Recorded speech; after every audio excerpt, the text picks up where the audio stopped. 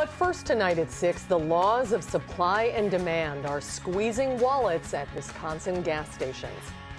No doubt you've noticed gas prices have spiked almost 20 cents in the last week. Good evening, I'm Susan Simon. And I'm Eric Franke. The problem isn't isolated to Wisconsin. From Illinois to Ohio, drivers in the upper Midwest paying anywhere from $3.95 to $4.25 a gallon. Zeroing in on what stations around Madison are charging, $4 is the state average. Gas stations in Madison are about 13 cents shy of the record $4.10 a gallon that was set back in May of 2011. News 3's Margot Spann is on your side with more on what's behind the price increase.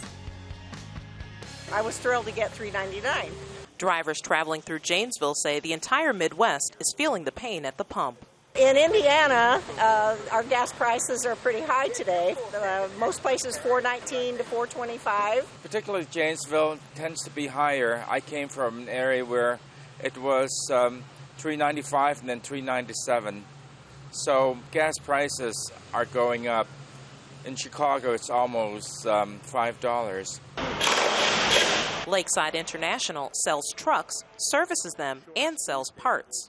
I've got 3 delivery vehicles, and we go anywhere from 150 to 300 miles a day per vehicle. So during a 5-day work week, that mileage and fuel costs can add up. The parts manager says the higher prices are also impacting how much people want to spend on trucks, and they're pushing off routine maintenance to save money. People are buying smarter and being more frugal with their money, which is to be expected. According to the Wisconsin-Minnesota Petroleum Council, we typically see higher prices in the springtime because that's when oil companies are performing maintenance work on their refineries.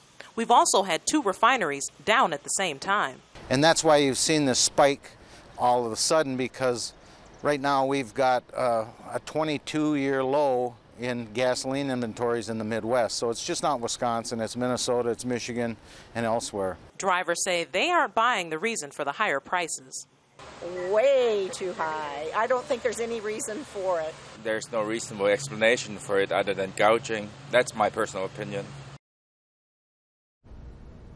Experts say many of these projects and refineries that they're working on at this point are planned about 5 years in advance to comply with EPA regulations. Now, one refinery puts out about 460,000 barrels a day, and they're in the midst of one of those upgrades. So with all of this work going on, it will be at least a couple of weeks before we see some relief. Well, hopefully when the refineries go back online, their capacity will go up, and it'll be good news for all of us. Margot Spann reporting tonight. Thanks, Margot.